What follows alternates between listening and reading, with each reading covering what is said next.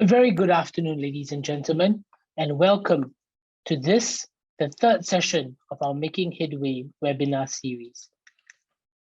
My name is Vignesh, and I'm from the HEAD Foundation. And we're truly honored to have you joining us today for our last and final session of this webinar series, Teaching STEM in Southeast Asia. In our first two sessions during this series, we heard about what teachers could do to bring STEM into their classrooms and how schools and the larger community can support teachers who are looking to bring STEM into the classrooms. What are the pedagogical skills that we could impart in our teachers? We discussed some of this in our preceding two sessions. Today, in our third session, we're going to look at how we can build a STEM ecosystem. STEM in our schools is not something that's simply limited to what is being done in the school, but we need to integrate the STEM that our students are learning with what society requires and demands. We also need to lean on the support of countrywide, regional, and even international associations that are able to support these STEM initiatives that our teachers, you, our fantastic audience, are implementing in your classrooms. So today, we're really honored to have three distinguished speakers who lead national and regional STEM institutions to share their perspectives about how we can integrate STEM into the ecosystem. Before I hand over to the moderator of this series, I'd like to just go through a few administrative details. Today, being the third session, is also when you can apply to receive a certificate of participation for the program. Certificates will only be issued to those who have signed up, registered, and attended through Zoom. We will be sharing a Google form at the end of this session, and please do sign up if you would like to receive a certificate of attendance. Secondly, I'd like to also share with you a little bit about the Facebook Learning Group that I've been talking about over the last two sessions. We at the HEAD Foundation started a Facebook social learning group, Teaching, Leading, Learning. This social learning group was created so that you, our audience, and our panelists and experts, moderators and colleagues can converse with each other, brainstorm ideas, answer questions, and share your own innovations. This Making Headway series was conceived with the clear and ostentatious purpose of promoting peer learning. We believe as educators, each of us can share with one another our own innovations, our own experiences, so that we can learn from each other's best practices and also challenges and implement some of these within our own systems. So I invite you to join that Facebook Learning Group, a link of which will be posted in the chat box at the end of this session. So other than that, ladies and gentlemen, it's my true pleasure to hand over now to the moderator of this series, Dr. Frederick Talaue, to make an introduction to today's session and to introduce our speakers. Dr. Frederick, please. Thank you very much, Vignesh. We've come to the third and final session of our webinar series. 2 Thursdays ago, we opened our conversations with the topic of STEM pedagogies from 3 innovative educators. Last week, we had conversations about how to develop and support educators for STEM teaching. I guess you'd agree with me that that was a very informative session. We heard specific topics and problems like biomimicry shared by Dr. Chatri that we could have as a point of integration with STEM. We also heard that we could, as pedagogical leaders of our curriculum innovators, learn about how our students learn and how we could improve teaching through action research and also through lesson studies as shared by Dr. Arif. Another way for teachers to enrich their practices is through immersion in the workplace of industry partners, as shared by Ms. Rosemary. All in all, I learned from our session last week that I could already begin to see myself as an educator, not only as an implementer of the curriculum, but also as an enactor, a curriculum maker, an innovator, and pedagogical leader. We will continue our conversations today with exceptional women leaders in the field. Yes, this is also our way of celebrating women voices in STEM during this month. We will hear from Professor Dato Noraini Idris about her experiences in developing student mentoring programs and programs that also engage families in Malaysia. We will hear from Dr. Pornpun Waitayangkoon about STEM networking initiatives in Thailand and our region here in Southeast Asia. And finally, we will hear from Dr. Sheryl Monterola about partnerships with the Philippine government and international agencies to create a robust ecosystem for our learners, including women and those in the technical and vocational education sector. We will get to know more about them and about their work shortly. So as we engage with our speakers' ideas and sharing this afternoon, let us think about how we can build on what we already are doing to support the development of productive ecologies for STEM education. Perhaps we could be guided by these reflection questions. What makes a robust ecosystem that fosters STEM education? So let's think about physical setting, social interactions, and even value systems. How are partnerships forged and sustained between schools and other stakeholders? They could be our communities, our government, and corporations, those who are in the industry. What partnership models would result in mutual benefits for all stakeholders? And what are the ways that we could evaluate the impact of STEM programs on students' learning? And if I may add, is there a space in these partnerships for addressing issues of environmental and social justice? Okay, so let's have a poll at this point. We are interested in your most immediate need in terms of forging partnerships outside your school or educational context. So we have come up with this question. In your context, which of the following partners for STEM teaching and learning would you need most to access? A, academic institutions. Here I'm referring to maybe colleges or universities which are near your school. Are you looking for industry partners?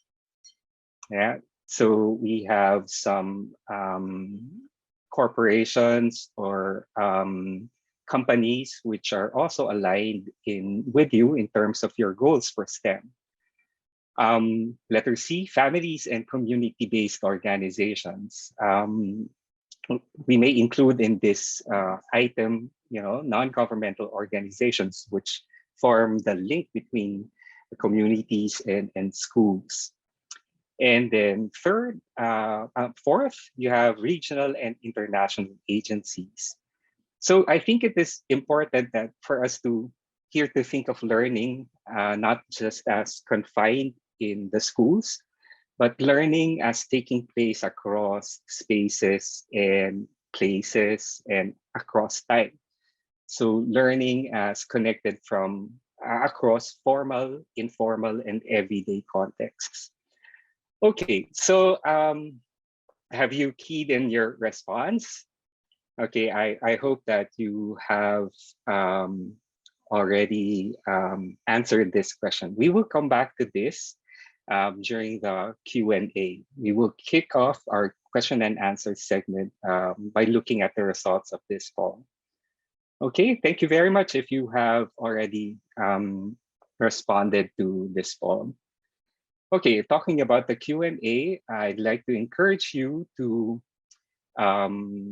write your questions in our Q&A box. So we will be looking at these questions, and we will be addressing them during the Q&A. So if you have questions for specific speakers, you may also indicate that in your question. So I encourage everyone to start even up to, at this point. If you have questions, some pressing questions to ask, you may do so. All right, without further ado, let's get on with our sharing this afternoon. And I'd like to introduce our first speaker. Professor Dato Noraini Idris is a founder and president of the National STEM Association Malaysia and president of the IMT-GT UniNet STEM. She is an educator, consultant, and distinguished mathematics educator. She gained her PhD from the Ohio State University in the US and has been entrusted with the position of the Deputy Vice Chancellor for Research and Innovation at Sultan Idris Education University, as well as Dean of the Faculty of Education at University of Malaya. So we welcome Professor Dato Noraini Idris.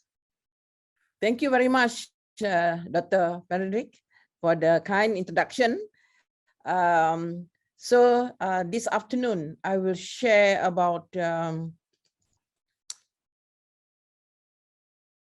ecosystem in STEM Malaysian. Yeah. So science, technology, engineering, and mathematics is always challenging in not only in Malaysia, but I noticed that globally. So that's why we need to support our system, school system, the community, and also the ministry. So we work hand in hand. So today I would like to share from the perspective of our Malaysian. If you can see there, I mean, these are multiple activities that we have been exposed to our Malaysian people. And we believe that children are our future. And all of us are the key drivers of change. We are a game changer to our future leaders, which is our children. So that's why we need to create the positive ecosystem. So National STEM Association has been inspired and ignite, inspired, and innovate to cultivate interest amongst STEM from preschool till university level and also career, to strengthen the effectiveness of teaching and learning, encourage innovation and STEM creativity, an excellent program, STEM program with the industries, and support the STEM ecosystem.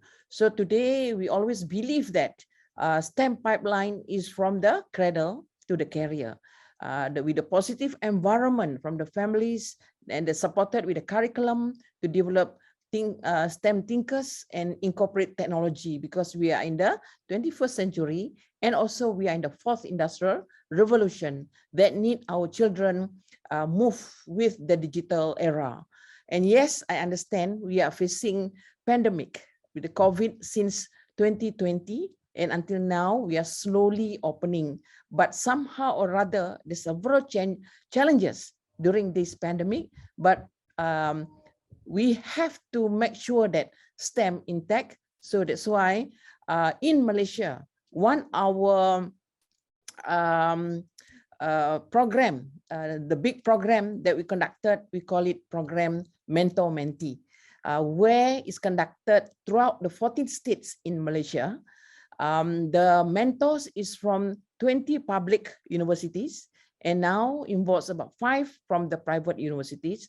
So we gather students from the primary, from Form 1 until Form 3 student to become the mentee. So this is, once they complete the Form 3, they will be able to continue their choice to be in the pure sciences class, where when talk about pure sciences class, they need to study physics, biology, chemistry, and additional mathematics and normal mathematics. So what we do here is the outside classroom activity, where the mentors from the university will look about 5 students from the school, and then they will bring to the universities to visit to see how the situation in the universities, how they do the lab work and so forth. And from there, they also have a WhatsApp group to interact with each other to arouse their interest on science, technology, engineering, and mathematics. So this has been supported well by the community, by the universities, by the industries. So as I mentioned earlier, the STEM pipeline, we have to inculcate the love to science, technology, engineering from young. So what we do is that we have a lot of community, kindergarten, formal and informal. So the ecosystem that we are encouraging students to do the designing tool system so that they be able to start how to solve problems, thinking skill, and from young.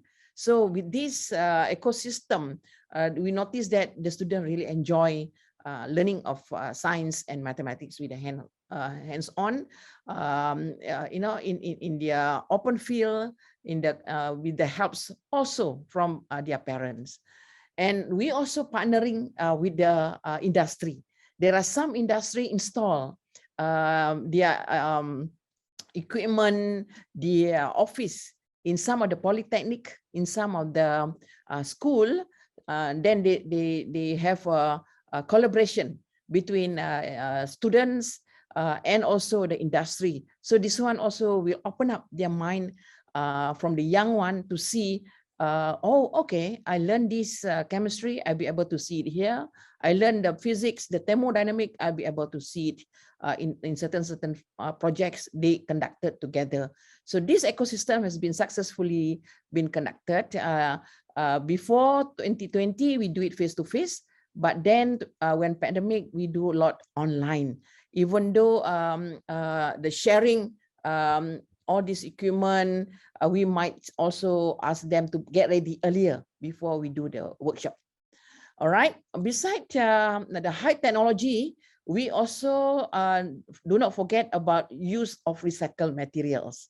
So just like shown here, there's a flash light bottle, liter of light, propeller car, all used by, ice cream, the recycled bottle, and so forth. So all these are being actively shared among the school children and also the community. And of course, we also encourage about the mini planetarium to learn about the physical science, the mathematics, and the science standard there. Some build in the school, some they build out at the community, some they build up also at the Malaysian Science Center. So people can come and visit physically, or they also can do online activities.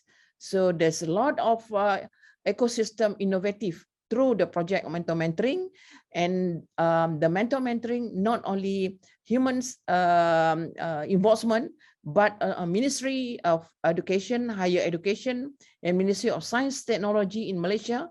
We work hand in hand to support the ecosystem in order to produce the innovative mind with the several activities as shown. And of course, in Malaysia, we have plenty of lands, and then our temperature also good. Climate good also for inculcate on gardening. So some of the activity is we want to make it simple through vertical garden, the wall of mushroom and tires and all these things. So all this has made students fun learning, and they be able to see the beauty of science through the creative gardening. And of course, we also work closely with our people that staying in the apartment, even though they have little lands, but we guide their family and also their children to start planting the seeds to do the STEM and agriculture. So this really makes students see, oh, okay, I don't only drill and practice or memorizing formula, but I'll be able to see whatever I learn in school, be able to implement it in outside at home, and they also can be use it in their own consumption. And then not only that, we don't forget to marry the STEM and the arts. So there's a lot of all this equipment being shown in our science center in Malaysia. We have a very big center to showcase all these materials. They also been there to support the ecosystem on the fun learning on STEM. All right. The second project that National STEM Association, we call it Mini Theatre STEM. We first conducted one of the state named Selangor. Now 3 years already been conducted in Selangor. Now we expand to Kelantan and also in Kedah, and several other states will coming and follow through. So what do we do is that this through Mini Theatre STEM, we encourage students to work together among their colleagues with the help of their teachers and then the parents to produce some innovation product of their own capability to design. So like this one of the school, they come out with oregano hand sanitizer. So they is a free artificial chemical substance. Or they get it from the naturally plants herbs that available in Malaysia. But and then they start testing it together with our people that specialize to test. So all this ecosystem is available to help the student to come with innovation. And then from the innovation, we ask them, what's so great about your product? What is the scientifically related this? So the student has to think about it, and this is how we get them interested to do the STEM. And on top of that, there's also another school, Sekolah Menengah Teluk Dato in Banting. They came out with the edible bottle, the Weber, they call it. This also has been started. Both these has been started to commercialize it. So here, this project, Mini Theatre STEM, is not only learning about STEM, but they learn it to use into innovation, and then they dramatize it to share to the audience, to the public. And then once their product has been ready, then they start also commercialize it. And then these are some of the sharing. In 2019, we do face-to-face where they acting out on the stage, starting from the statement of problem, why they want to invent. For instance, we want to do jam. They want to mix the watermelon and kurma, for instance. Why do they want to mix it? Because they claim that from their research, they said a lot of students like to eat jam and roti, the bread early morning. So, but they're too sweet. They can cause diabetic and so forth. So there's some study, and this is also supported by the parents, by the industry. So they're acting out and really make it fun. And some of the students that not used to share, to argue out about the fun in the STEM, be able to do through this mini theater project. And then we also like here they do lunges shooting drops, yeah. And then we also ask them, how do you link between science, engineering, technology, and mathematics? So they have to work, they have to explain to us. So there's a lot of involvement and a lot of the ecosystem being helped. But what you see is that the student really benefit from their activities. And this is the hand sanitizer, another hand sanitizer, but it's made from lemon. Yeah. So they also looking how they integrate science, engineering, technology, and mathematics. So some of them we brought into the ASEAN Youth Innovation Award. And so they really be able to explain to the judges, and they won, they celebrate their innovation. So we also, we expose them, not only in the class, outside class, and then we brought them in public to showcase their innovation. So this is another project on ecosystem that we are helping here in Malaysia. And of course, most of the universities and the school, now we encourage them to set up a STEM center. Where STEM center, we bring in a student to the universities, or the university come down to the school and to the community, so that they be able to communicate, learn from each other on the concept of STEMs that they have learned in the classroom. And then, of course, partnering with the universities, and then some of our professors, universities, this is in Terengganu, where they rare a good year using scientifically, where, but it's also in the halal category. So how the student learn. So there's a lot of ecosystem here to expose students to learn on animals also. So this is on the plantation, where they use artificial intelligence. Then they plan, they program it, when to water the plant, and then also to spray their fertilizer. So the student really enjoying learning through this type of ecosystem, to project based, and then we'll support it by the industry, by the community, and of course the higher institution. We have to work hand in hand to produce a more versatile student. And then, of course, we also give them opportunity to showcase their products to other peoples, and how did they do it, how they integrate all the STEM ideas. So I always believe learning will develop our young children with logical thinking if we encourage them to think and reason as early as possible, as the STEM pipeline shown, from cradle to career. So with that, thank you very much. Thank you very much, Dr. Noraini. That was a very informative presentation. Very specific examples of how we can bring hands-on experiences and project-based learning to the students. And I like that in your presentation, you showcased how STEM could be integrated with the humanities and arts, and as a way of bringing also engineering practices, and bringing in aspects of science communication into the learning activities, and also nurturing relationships that are important to our learners, their relationship with their families. Thank you very much, Dr. Noraini, and we'll talk more later. All right, thank you. Thank you very much. I'd like to introduce our next speaker, and our next speaker is Dr. Pornpun Waitayangkoon. She is currently the director of the SEAMEO Regional Center for STEM Education.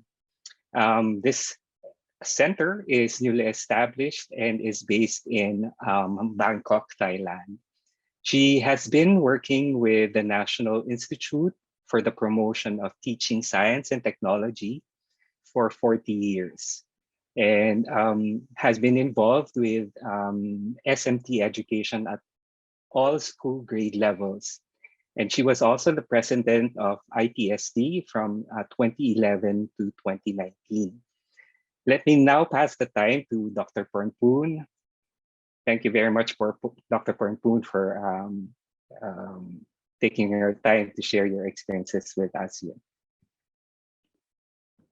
Thank you for your introduction, Dr. Frederick. Good afternoon, everyone. I'm so glad and honored to be here with you today to share what we have been doing at the STEMED Center. First of all, let me tell you briefly about the SEAMEO STEMED, the 26th center established in November 2019. Our missions are to strengthen regional capacities for STEM education, advocate for evidence-based policy, support research to provide evidences for decision, and provide policy recommendations for STEM education within the SEAMEO member countries. The Center Governing Board comprises high officials appointed by the Ministry of Education of all member countries. Final approval of the board decisions will be made by the SEAMEO Council, presently chaired by the Minister of Education, Republic of Singapore. Following our vision as a regional research and capacity building center of excellence for STEM education that advocates and supports evidence-based policy and practice, we we set the goals to develop STEM competencies of K-12 learners and to build aspiration for learners in STEM-related careers and develop their competencies and experiences for such career. To meet the goals, we designed 5 strategic programs with the regional concerns about the student performance in science and mathematics, which are the foundation of STEM education, the balanced paradigm of sustainable development, the need of science and technology to escape from the middle income trap through an upgrade of skilled workforce, the use of evidence-based research to prove the effectiveness and efficient use of resources in STEM education. STEM education, in our sense, is a teaching and learning approach, which emphasizes the connections among or the integration of knowledge and skills in science, technology, engineering, and mathematics to address our communities, as well as larger global issues that require a skilled workforce and knowledgeable citizens. The 5 strategic programs were translated into 5 initiatives. STEM Competent Schools aims to improve the quality of STEM education that lead the young generations to better career. It is designed to work in connection with other initiatives. STEM Career Academies, STEM Learning Resources Development, including STEM Professional Academy. And the evidence-based research studies have to be conducted along with this initiative to advocate policymakers to adopt what works in STEM education. All of these initiatives are being done in collaboration with all SEAMEO countries, utilizing public-private academia partnerships.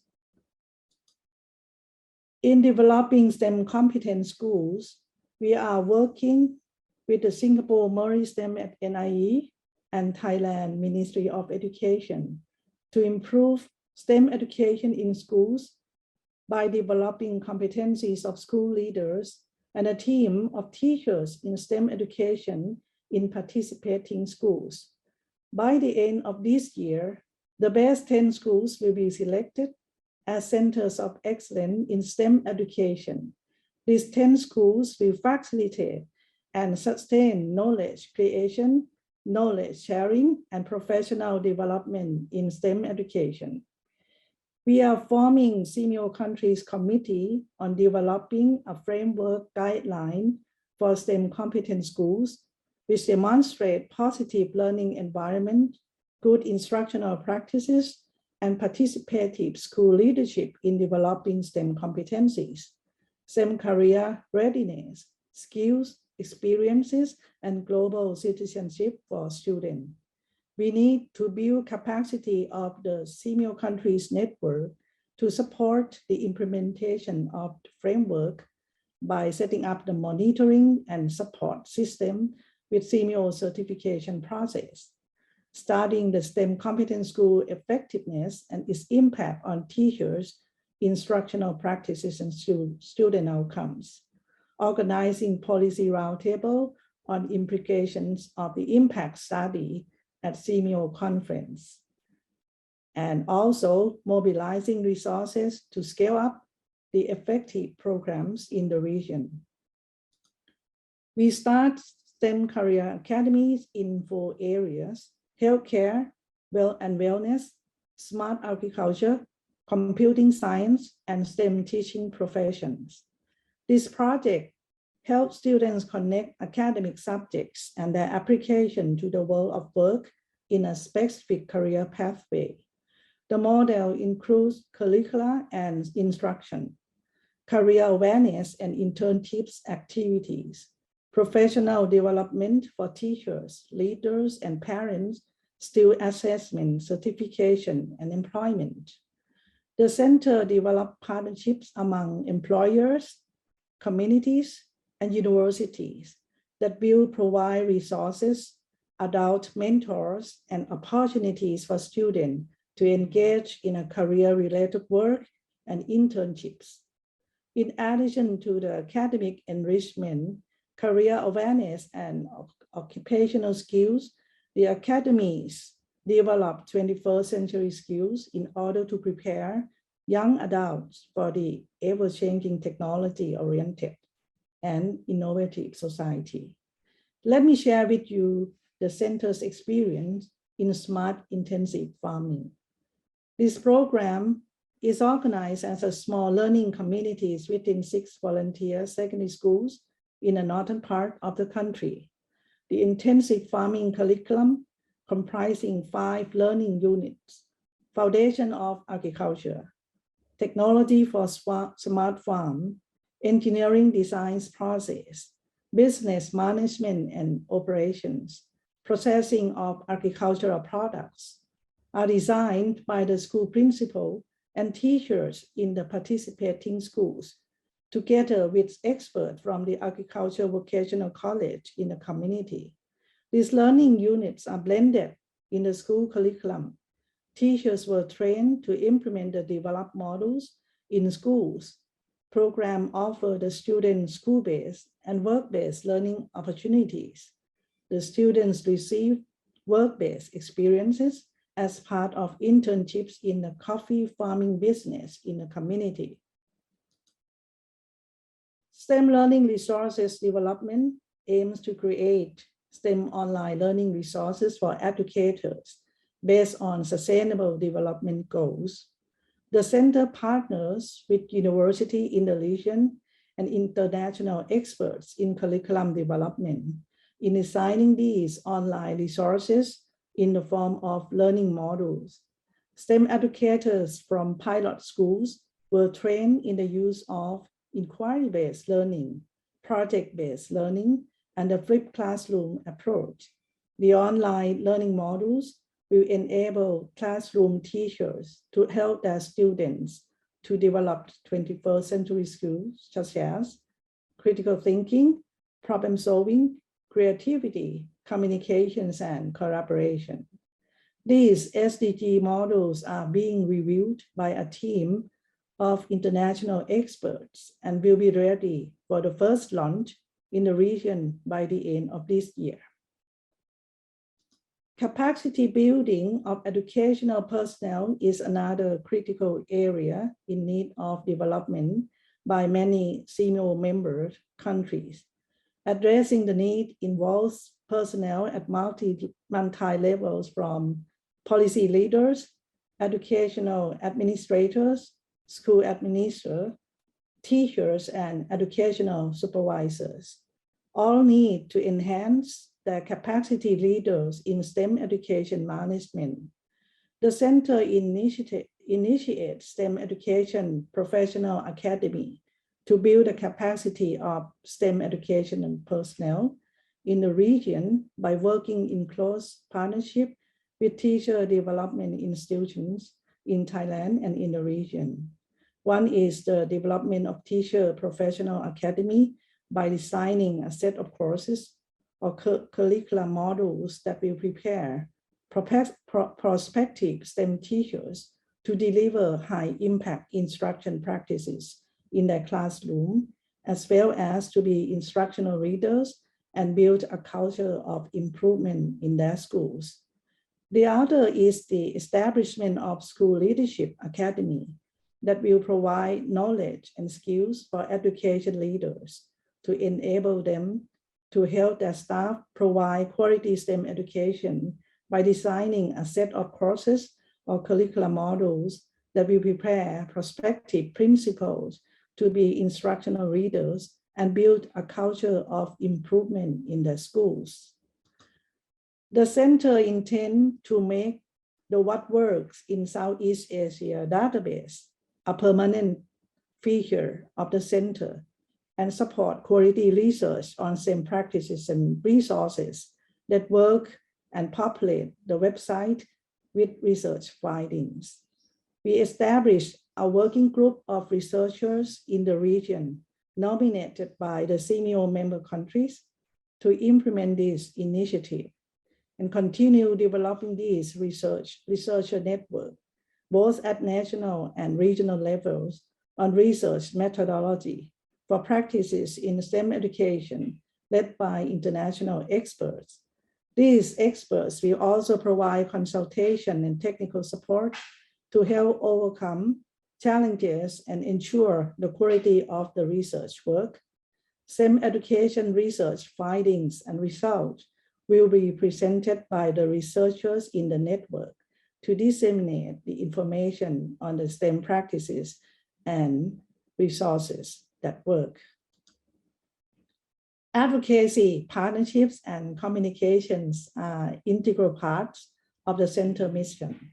We involve the following tasks: host policy advocacy roundtables on issues related to the distribution and effectiveness of STEM education in the region, to persuade national policymakers to use evidence when designing and implementing national STEM initiatives.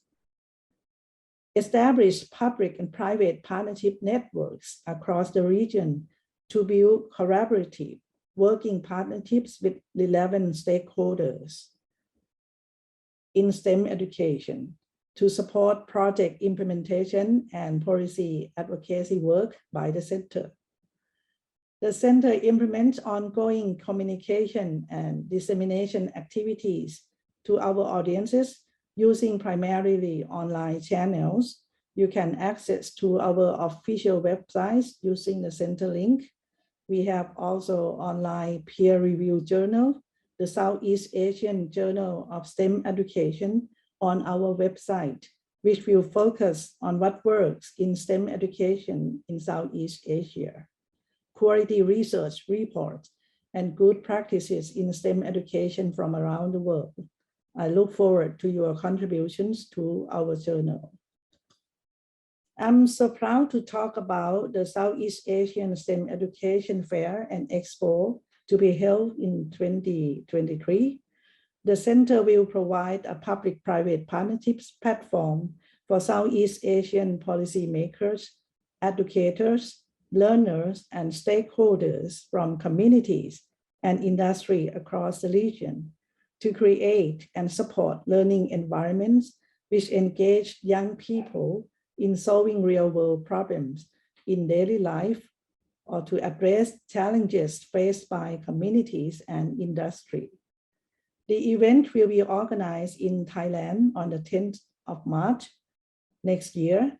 We will deliver all activities both online and on-site starting around this August until March next year. You are all invited. Last but not least, the center accomplishment so far resulting from the corporate social responsibility of Sheryl Thailand. I greatly appreciate the donation and support given to the center during the past years. Thank you. Thank you very much, Dr. Pornpun. I would be very interested to attend that conference. And also as a teacher, I'm very happy to know that there are a lot of online courses, online resources that are available at the SEAMEO website for us to use in our classrooms. Thank you very much for your presentation, and we'll talk more later. Let me introduce our final speaker for this afternoon. Dr. Sheryl Lynn C. Monterola is a professor at the University of the Philippines, Diliman College of Education, and she is also the director of the National Institute of Science and Mathematics Education Development. She is passionate about advancing STEM education through teacher capacity building, curricular innovations, alternative learning systems, and workforce development. Dr. Monterola collaborates with ILO and UNICEF, among others, for their programs related to STEM. So let me now pass the time to Dr. Sheryl. Thank you, Dr. Fred. Good afternoon, everyone. Allow me to pull up my slides to start my presentation this afternoon. I hope you're able to see my slides. Good afternoon once again. Thank you very much to the HEAD Foundation for the opportunity to share the collaborative work that we're doing here in the Philippines. particularly through our partnership with different government agencies, industries, and various education institutions. So with the 10 minutes that's given to me, I'm going to talk about the programs and initiatives, so some selected programs and initiatives of 3 institutions that I am representing. Of course, the University of the Philippines as a professor of the College of Education, advising several graduate students and of course our graduate programs, and leading our STEM education programs as well. Also as the director of the UP National Institute for Science and Mathematics Education Development, or UP NISMED. Our institute is already 57 years old. We have been actively involved in curricular development, material development, teacher professional development here in the Philippines, as well as in other parts of the world. Also representing the Center for Integrated STEM Education, I was the founding executive director of the Center for Integrated STEM Education, or SYSTEM. It's a nonprofit organization that is actually established to create a culture of inquiry and innovation for nation building. Just to provide better context about the Philippine STEM education, you can consider as quite late in terms of starting in STEM education. With the revision of the K-12 basic education curriculum, a STEM track is formally introduced in senior high school, and its first implementation started in 2016. We have a lot of challenges. As you well know, our dismal performance in international assessments like PISA, TEAMS, and CPLM. We also have other challenges like few qualified science and math teachers, few schools offering STEM that actually lead to some students, opting to go into non-STEM fields because the nearby school offering STEM is quite far. The school that's offering STEM is quite far from their home, and that would mean incurring a lot of school expenses. Of course, limited resources is one of our problems, and the leaks in STEM pipeline. Of the 3.2 million students in senior high school, only about 15% are actually in the STEM track. So we are facing a lot of challenges, but we are not losing our optimism. There are countermeasures. We know that solutions are of course, changes will not happen overnight, but there are already government, industry, and education STEM initiatives for which I'm going to share this afternoon. Let's start with the elements of a STEM ecosystem. We've heard about the sharing of Professor Noraini and Dr. Pornpun. And as you can see from these presentations, that what makes a STEM ecosystem in order to start it is basically for us to have what you call an integrated STEM agenda, knowing what direction to take, knowing our sense of purpose for what we're going to do.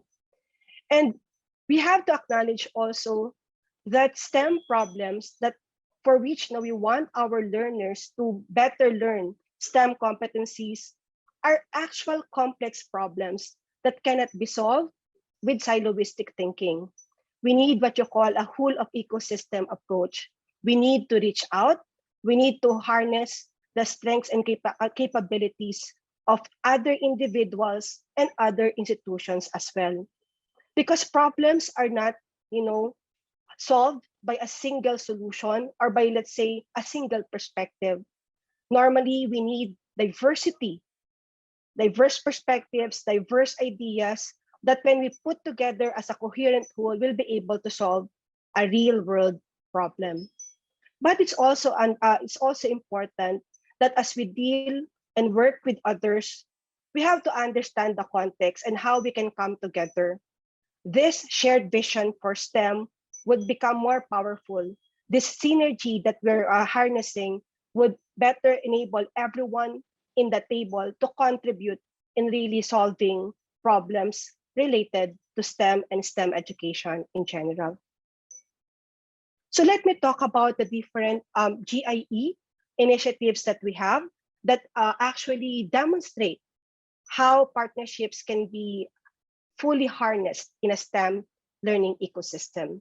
Allow me to talk first about the STEM Teaching Factory. This is a teacher immersion program that we have created through the partnership among the following: the Center for Integrated STEM Education, Department of Education, particularly Regions 4 and 5.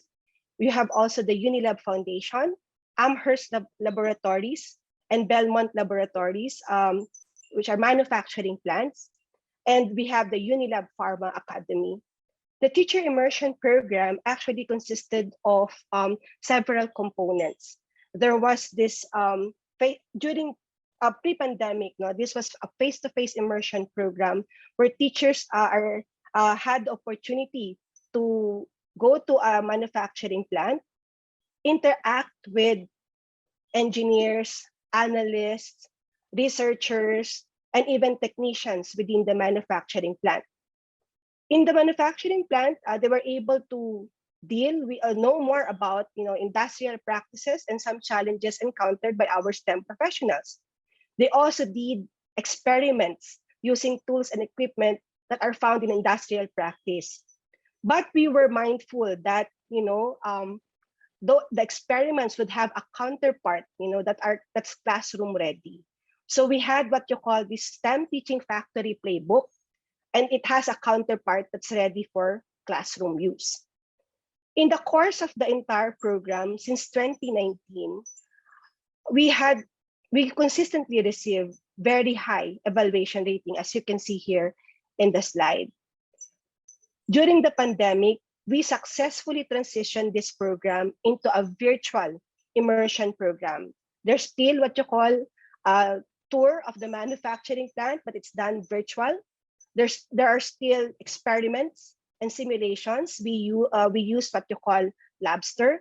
They were able to still interact with engineers, researchers, analysts, and technicians. In fact, one of the strongest supporters of the program is actually the vice president of the manufacturing plant. Teachers were really amazed when they were able to interact with the vice president for manufacturing plant.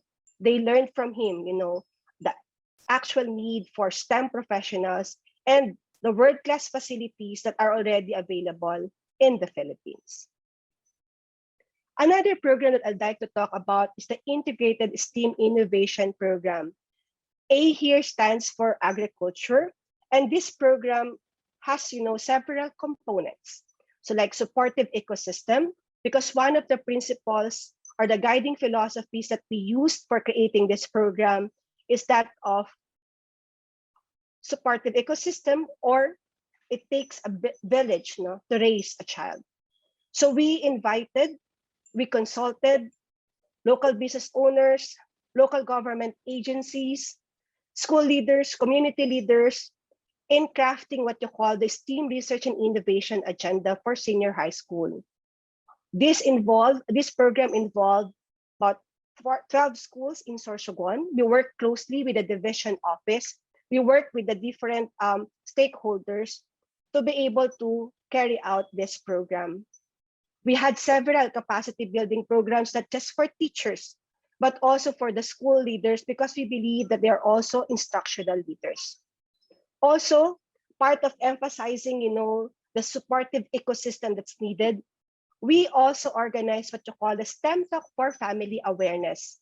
Parents got to try out what you call design challenges. We also discussed with them the need for STEM education, and actually the need for having for understanding STEM careers and how they relate to nation building.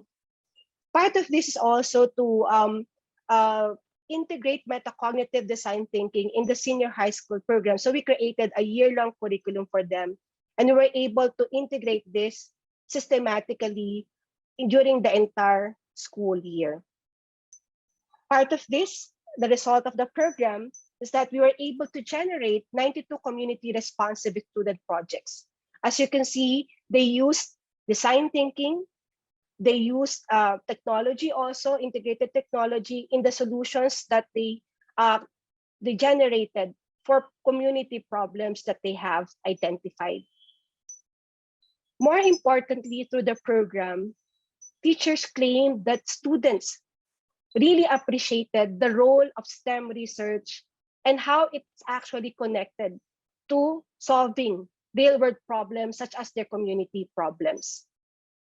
Aside from this, students thought that metacognitive design thinking could be considered what you call a heuristic for solving real-world problems.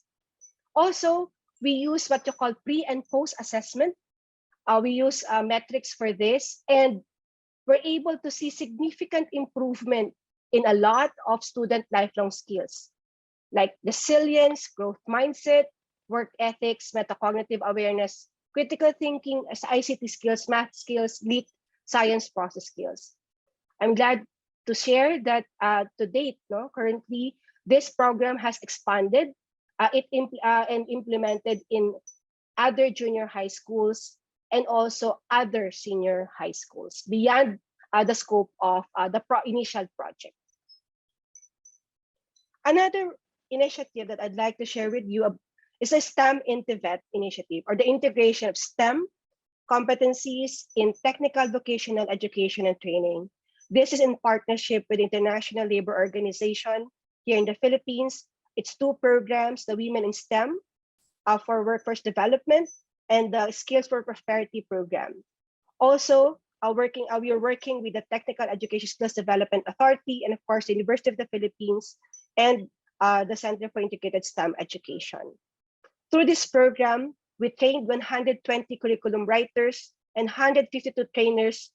We immersed them in what you call interactive workshops and even had this opportunity for them to interact with industry leaders. Part of the program, we developed for them STEM InteVet Learning Framework, a curriculum guide for which they were able to understand the different indicators for the STEM competencies and how they can be further fostered through STEM-oriented learning activities that are relevant to technical vocational education and training. We also prepared trainers' guides, student workbooks, and online modules.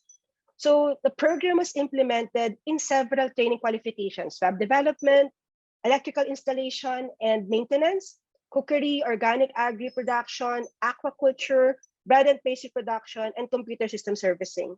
So we were able to notice, we were able to yield significant improvement in employability skills through this particular program. We also did a STEM InteVet. We're also doing a STEM InteVet program in Malaysia.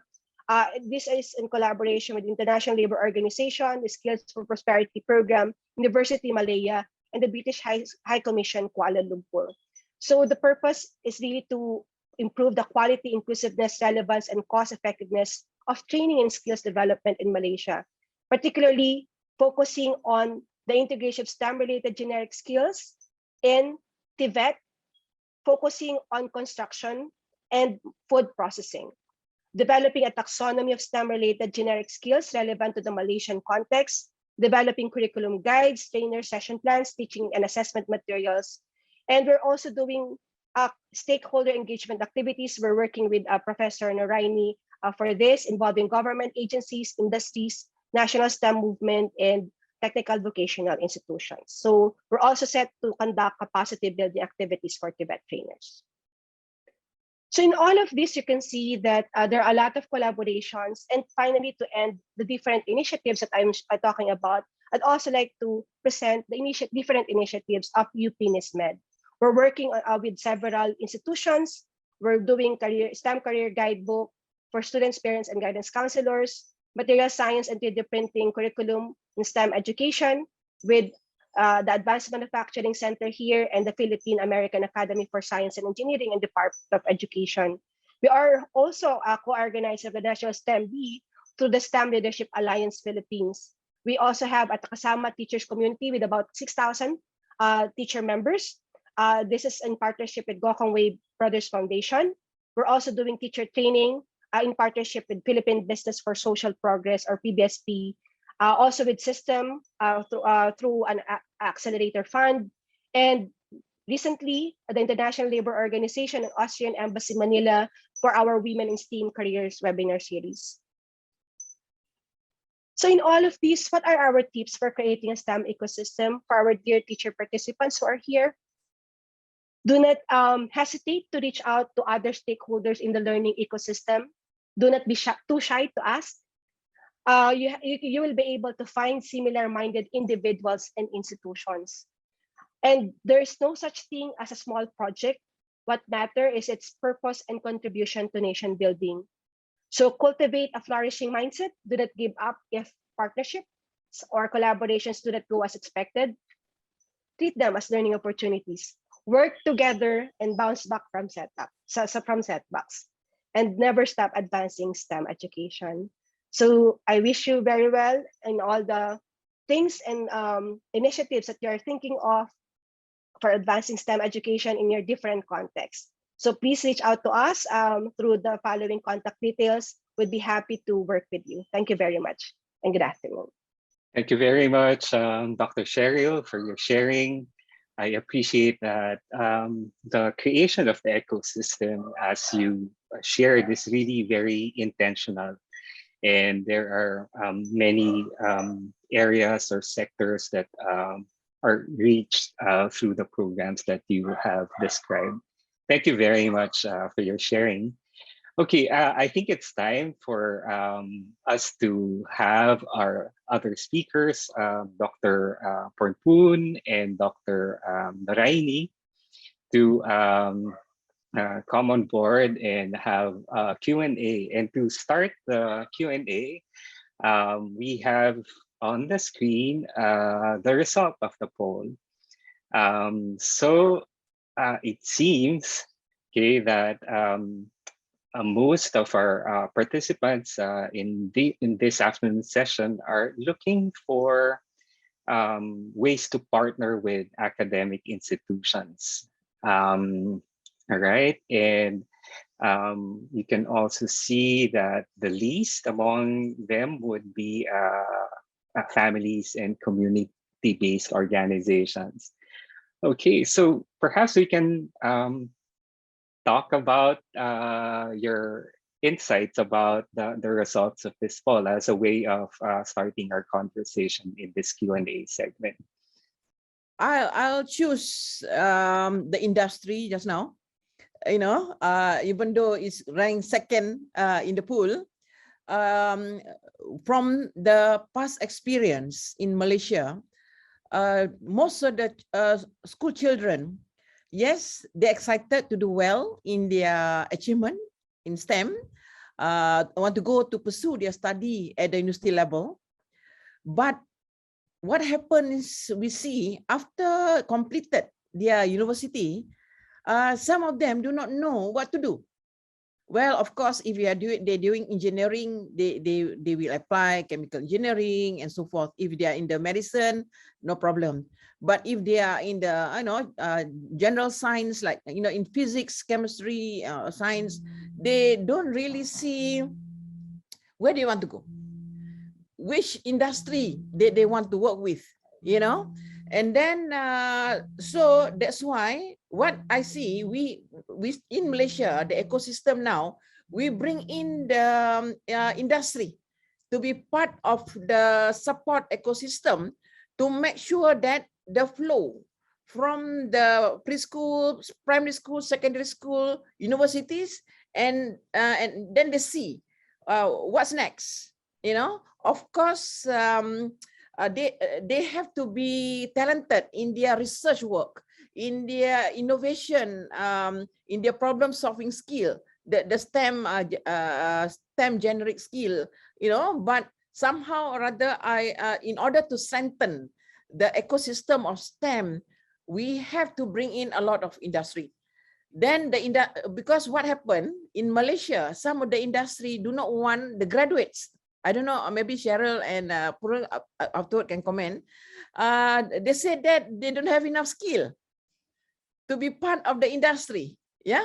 So, and then they don't want, so then they have to reskill. They have to relearn, which I think the graduates said, wow, I have studied about 14, 16 years. Now I have to relearn. I have to unlearn and relearn. So that's why we need to put in the industry now. Then the mismatch of the career and also the curriculum content will be able to help each other. Thank you. Thank you very much, Dr. Noraini. So I think in your response, you emphasized that the industry is an important link in the pipeline in terms of careers in the future for our learners. It's something that both Dr. Sheryl and Dr. Pornpun also talked about earlier. Okay. So any ideas or any more comments on this? Probably from my end, Dr. Fred, it's the same thing because the work that I'm doing now on workforce development really sheds light on the feedback coming from employers saying that we get workers, but we need to invest more on upskilling and the skilling, because there's a mismatch between what we need and what they bring to the table, or they bring to the company. So through the interaction with industries, teachers and faculty members will be able to learn a lot how the industry is doing it, how the pragmatic approach that's been going in the company, and the micro credentialing that they are doing now. So because sometimes it takes for the academe to catch up in terms of revising the curriculum, the need for being more agile and so on.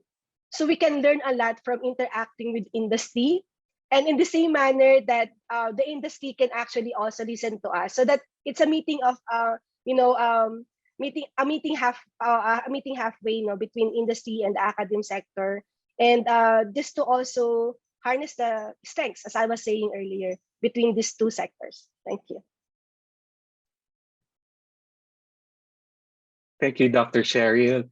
Dr. Pornpun, your thoughts on this? All right, thank you. Yeah, I agree with both Dr. Naidu and Dr. Sheryl. And yes, actually, in our ecosystem of the STEM education, we should include all sectors, right? Government, private, academia. We cannot lose those at all. But the thing is, we might have to start it at home, right? So parents should be involved, not just to tell their kids, when you're going to be physicians, be engineers, be whatsoever, the parents has to expose their kids with all, around them, in terms of out of school activities, that parents should bring them out, right? And try to observe their kids and try to support further, either in arts, either in academic or whatsoever. And then at school level is a responsibility of, I would say, teacher and also school principal, that they have to lead and involve work-based learning into the classroom, into schools, not just exposed to them with anything, but connected real-world problems in the activities of learning. That's the way I would say. And up to there, they can reach out to whatever. I think that one of the problems, I don't know that it also be the ones in other countries or not, is because our counseling, teachers in school, how do they give counseling to the student where to go? Is that because your passion, or is that because your parents need, or whatsoever? So I observe all the years of my work, 40 years. I found that if we can change the mindset of teachers who do counseling in school, that every work worth working is depend. And if you would like to try to those career, what you going to do? How do you do that? How you strengthen your foundations of core subject? science, mathematics, or literacy, things like that from the beginning up to the level, right? This is I see at the, school level. And once I'm working with the regional countries, I think that some things are common, some things are far different, depend on their context.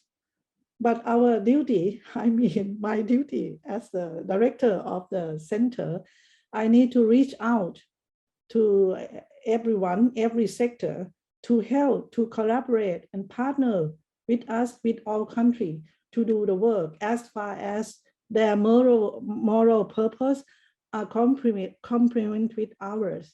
And I will say that everything, say yes to all that we also share today, right? So that's the case, that share common goals with their own moral purposes. That's what I would like to iterate that, right?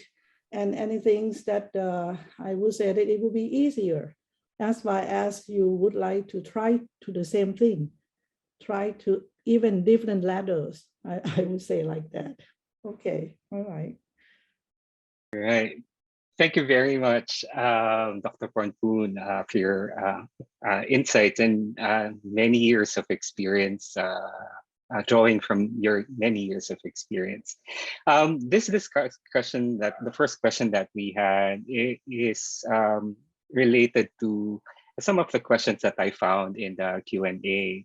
So one question was directed to Dr. Noraini to talk more about links between the industry and STEM education. I think we've covered that. Another related question in the Q&A is about entrepreneurship. So is this something that can also be like developed and sustained and really like set as a goal for STEM education? And what would be reasons for doing this? Mm-hmm. All right, thank you for the question.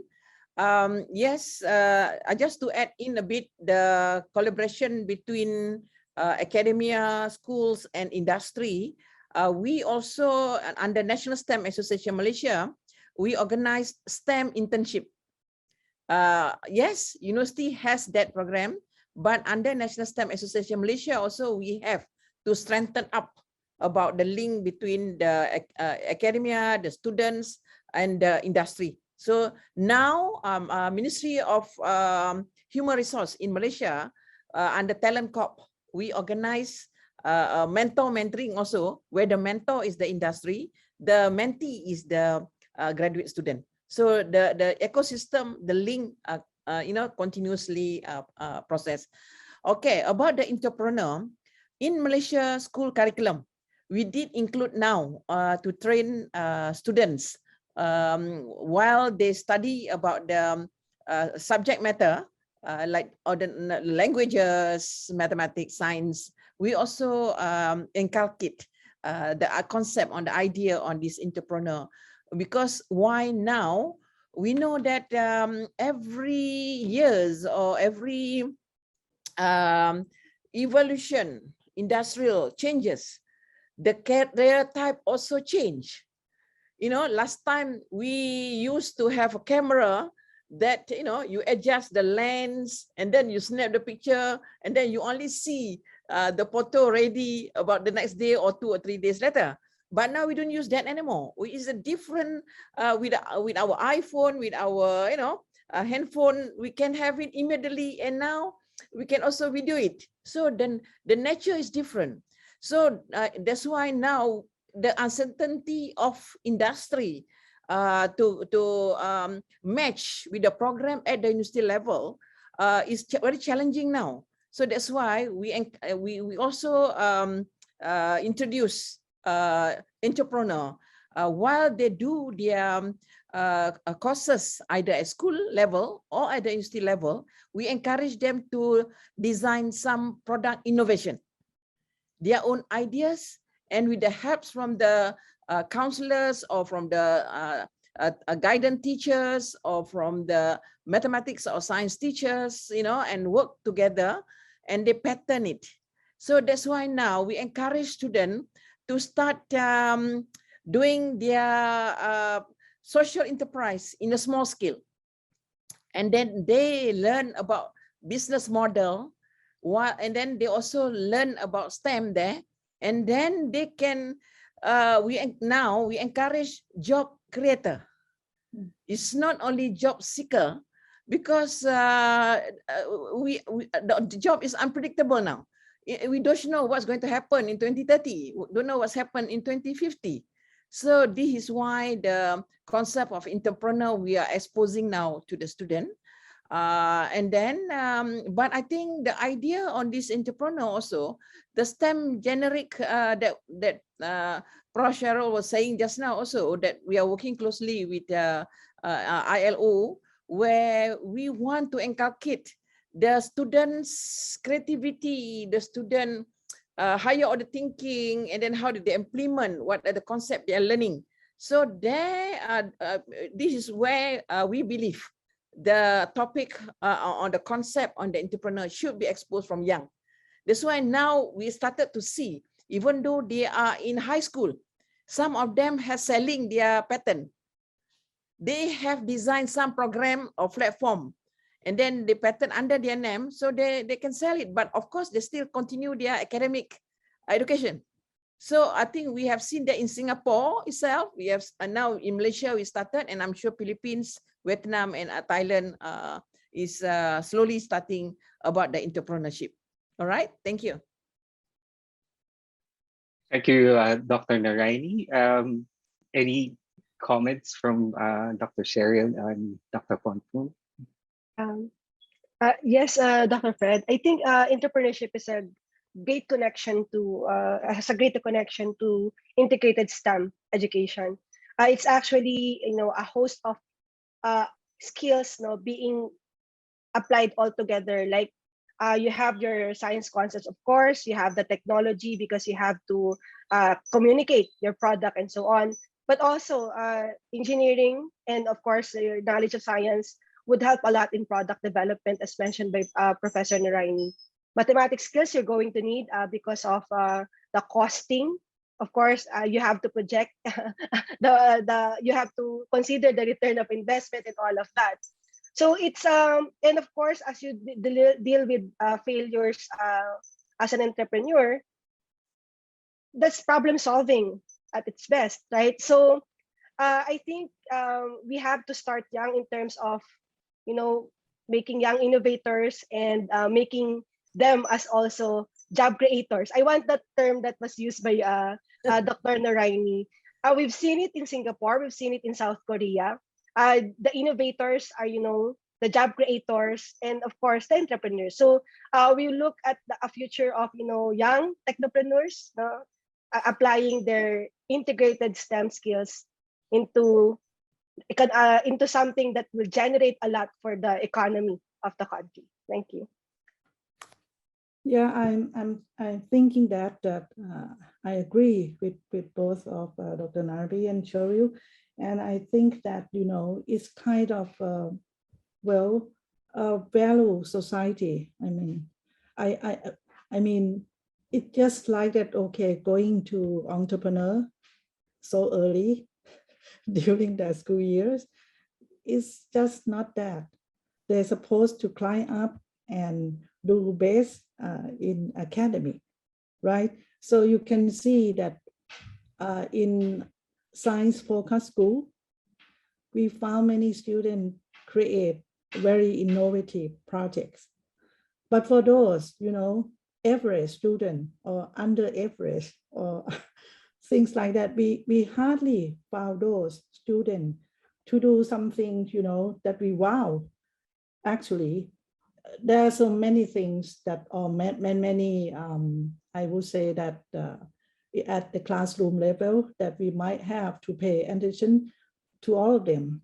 Okay, the higher group might be catch the eyes of teachers or others, right? But for the rest of the students, that I would say that 80 to 90 of them, right?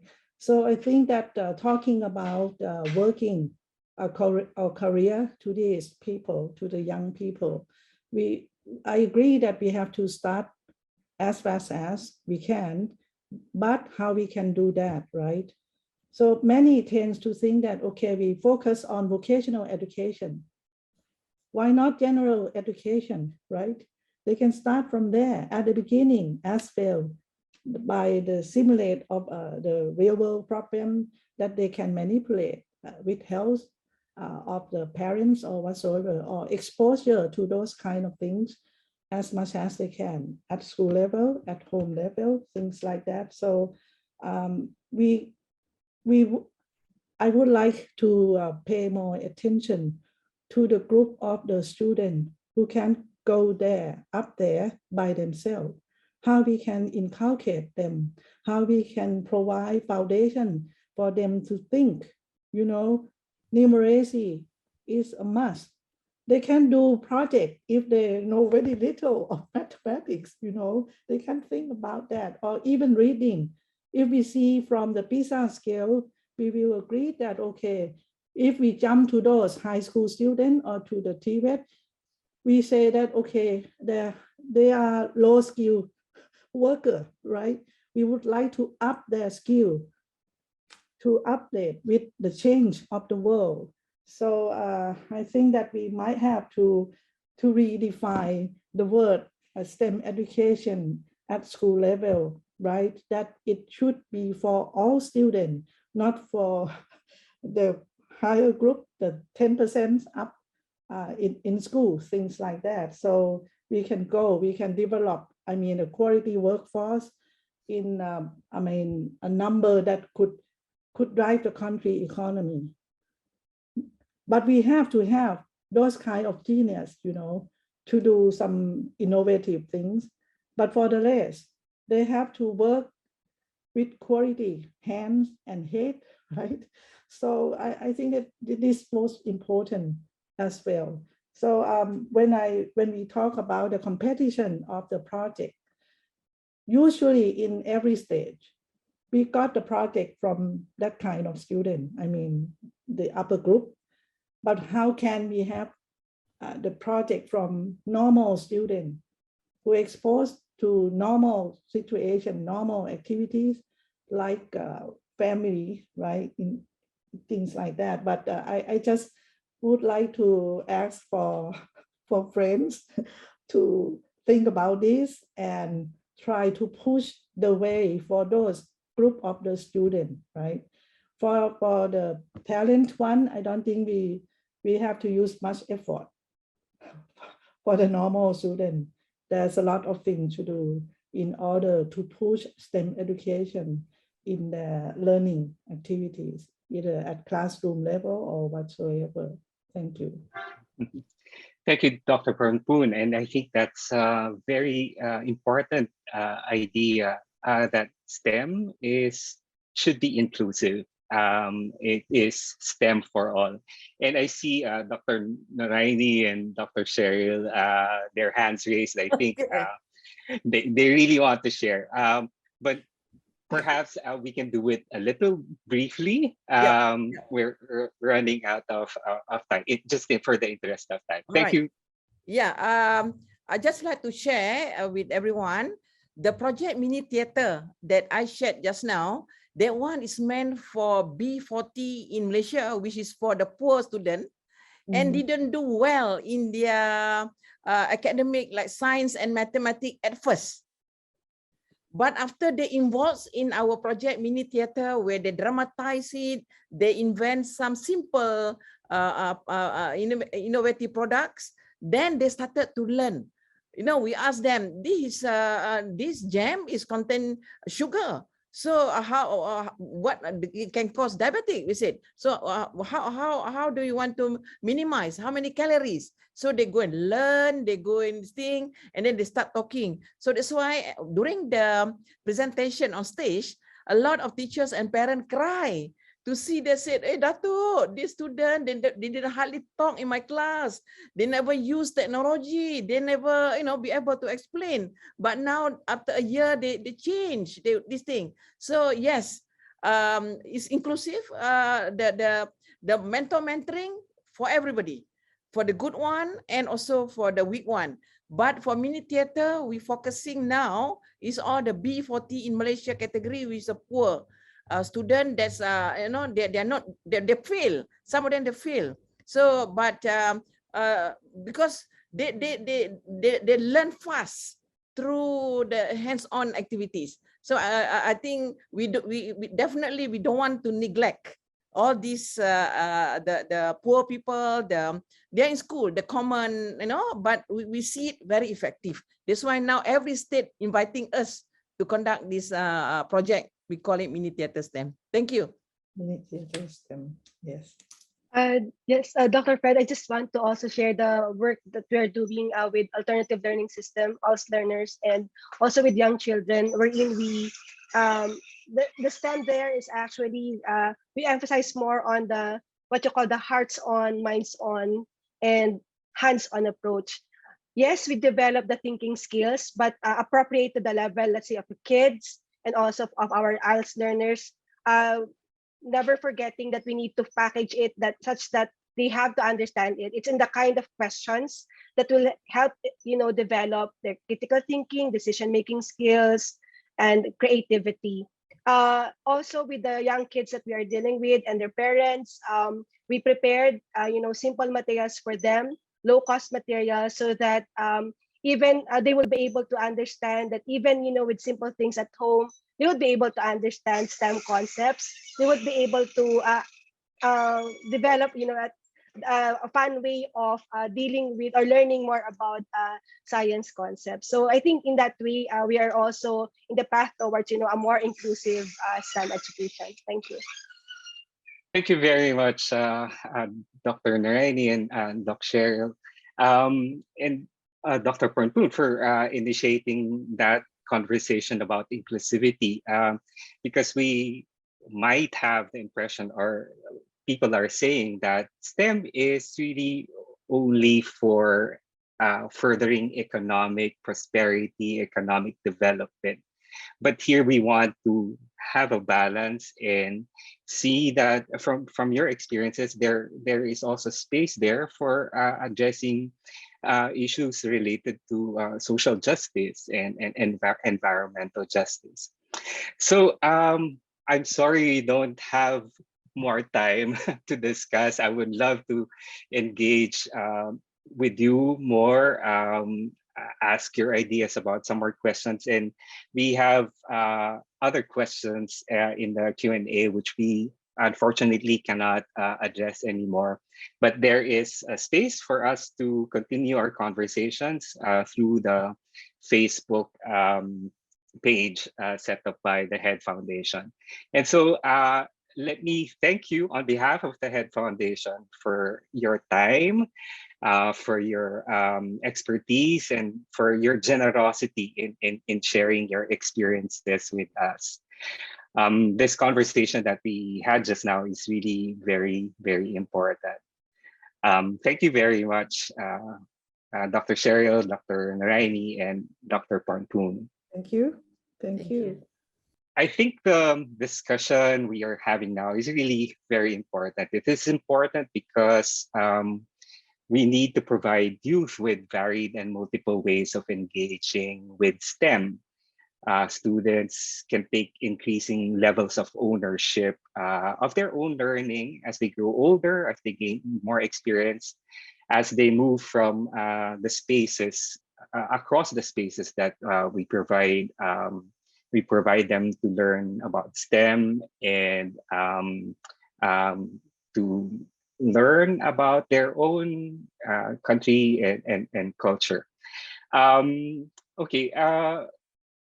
Let me invite Vignesh at this point to have a discussion and a wrap up for our series.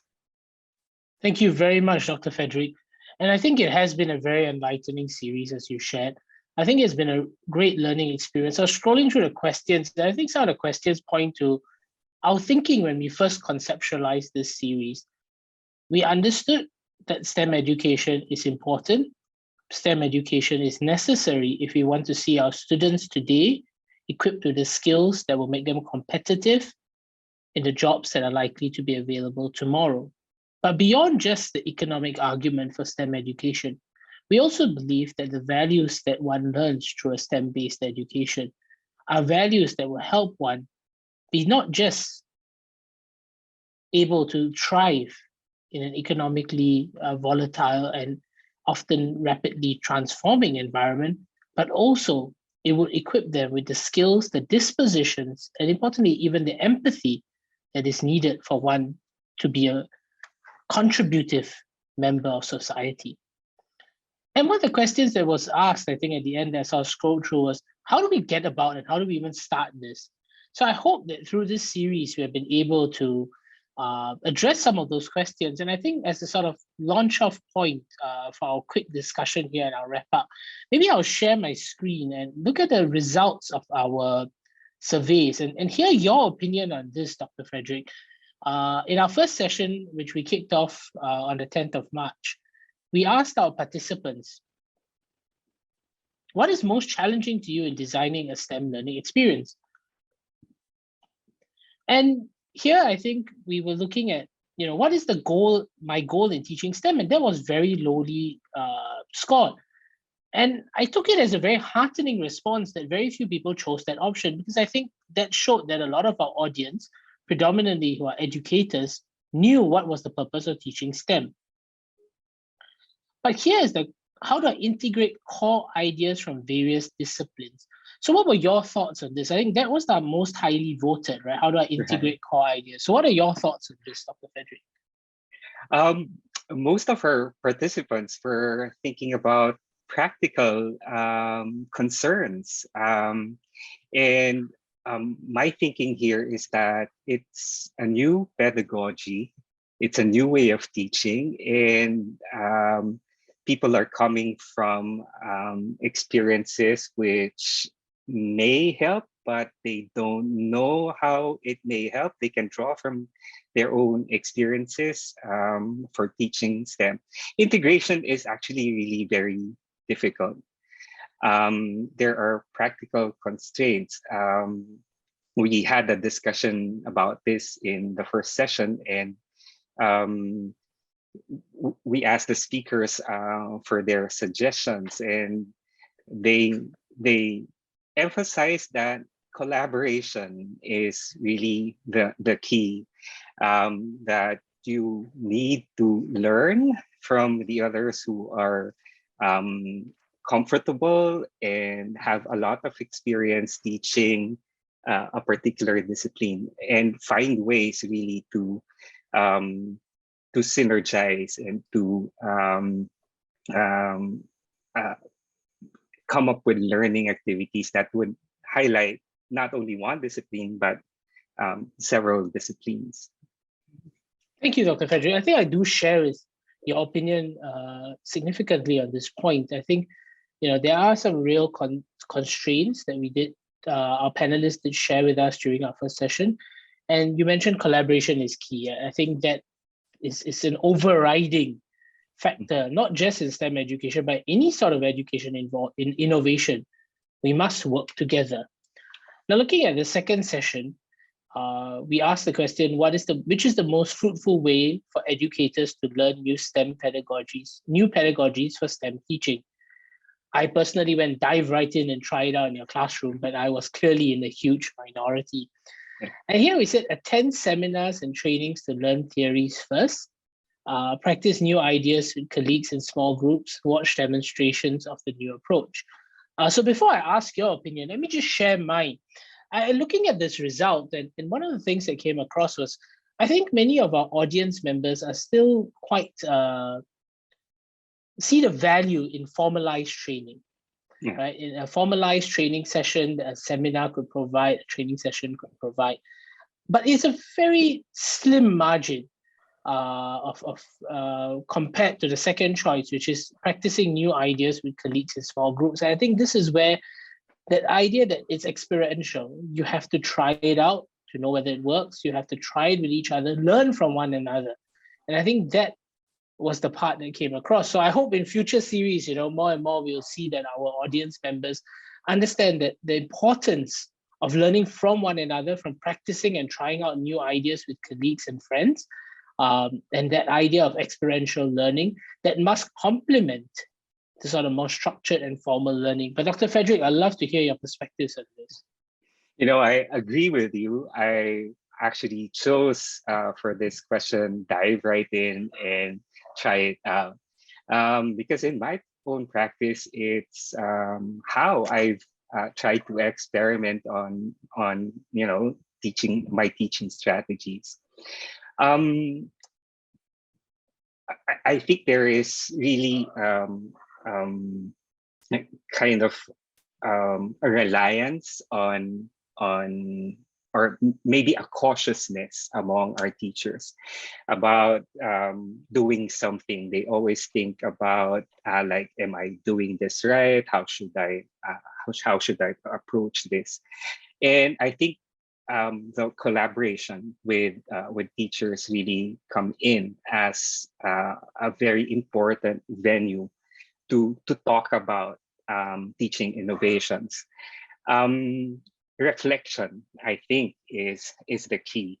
When you gather with your colleagues to talk about innovations you're implementing in class, it has to have that space for your personal reflection and collective reflection, a dialogue among the teachers.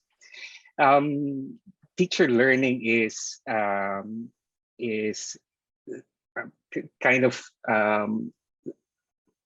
what do you call this? It's something that needs to be addressed as we recognize that to further the goals of STEM education, educators need to really step up and equip themselves. And those spaces in the school where you have professional learning communities are very important spaces. I fully agree with that, Dr. Frederick, and I think more can be done.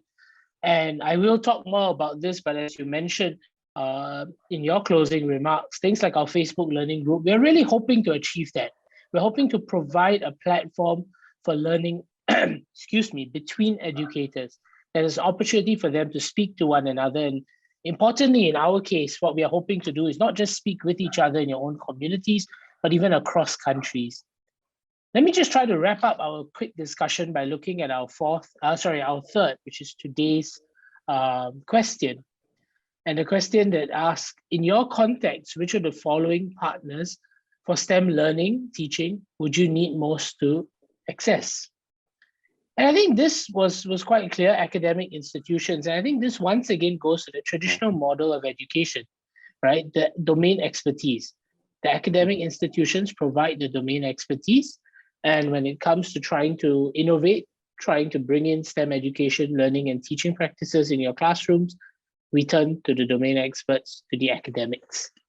Industry partners are quite a close second. And I think as our speakers shared today, it is very important that we turn to industry, because one of the more pragmatic reasons for promoting STEM education is that it's likely the pathway that will provide today's students with the best form of employment and the most meaningful form of employment in the future. But if we don't know what's happening in industry, what changes are happening, and curriculum doesn't keep pace, our students may still struggle. Regional and international agencies, I hope today, having heard from representatives from regional and international agencies, more and more of our participants will lean more towards them to provide the kind of support that they may need as they look to bring STEM education into their classrooms. And finally, families and community-based organizations. I guess in this case, there is still quite a strong preference for it, but doesn't seem like the highest. So what are your thoughts on this, Dr. Frederick? I think families and community-based organizations are really already accessible for most of our participants. They're part of the existing community where the school is actually situated.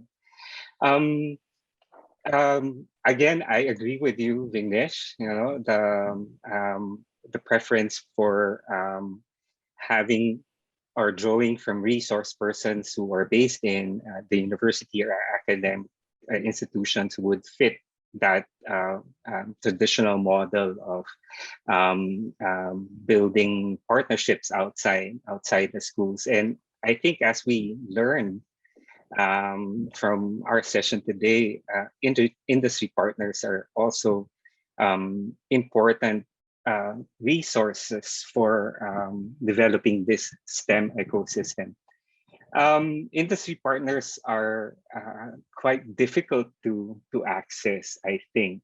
And so, yeah, I think that's a question that probably our participants are already thinking, like, how do I look for a company or an organization and that could support my STEM program, not only financially, but in whatever ways they can offer.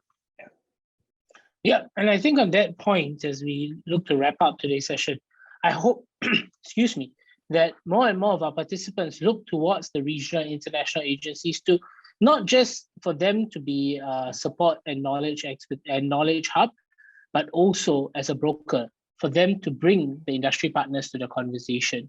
Many of the times, the regional and international agencies have networks that reach out to industry partners and may be able to help facilitate some of those relationships. And on that note, I'd like to take this opportunity to express my heartfelt thanks, and that on behalf of the HEAD Foundation, to Dr. Frederick Talaue for being a fantastic moderator during this, our Teaching STEM in Southeast Asia, Making Headway webinar series. Thank you very much, Dr. Frederick. Thank you, Vignesh. So I'd like to quickly close off today's session, but before I do, let me just share some of the administrative details once again with you, our audience. We'll be sharing in the chat box very soon a link for you to sign up for the certificate of participation. Please do fill up your details accurately in the link and provide your email address. Do note that we will only be issuing certificates to those who have registered and attended all 3 sessions. So please do, and we will get back to you if you have any additional requests. But if you fill up the form, we will check it against our registry. If all works out, we will issue the certificate. Beyond that, I once again come back to the Facebook learning, social learning group that we talked about earlier and was mentioned again in our discussion. We firmly believe here at the HEAD Foundation that learning from one another, that peer learning, communities of learning are a very integral part of promoting teacher professional development. And our Facebook social learning group is one way that we hope to be able to achieve that. Teaching, Leading Learning is a very new group, but yet a very lively group. And we hope that you, our audience, together with our panelists, will continue your conversations, your discussions on that platform. My colleagues and I are also on the platform, so if you have any questions that you'd like to direct or ask any of us, please do so. But on that note, ladies and gentlemen, I'd like to thank you very much for attending the 3rd session in our Making Headway series on teaching STEM in Southeast Asia. For those of you who attended our earlier sessions, thank you very much for attending the whole series. If you are familiar with Making Headway, after this series, in a couple of months, we'll also be launching a complimentary handbook. The handbook will provide information, details. It will also document what our various speakers shared and provide additional information. It is a resource tool for you, an educator, to use as you look to adopt some of the best practices that have been shared during this series. We also have handbooks from our previous sessions, so please do visit us at headfoundation.org to access our handbooks from previous sessions. Our resources on our website are open access and freely available to everyone. A recording of this and the previous sessions of all our Making Headway series webinars can be found on our YouTube page. So ladies and gentlemen, without any further ado, let me take this opportunity to thank everyone for attending today's session. I look forward to welcoming you to the next Making Headway. And in the meantime, do stay in touch, and importantly, stay safe, take care. Good evening.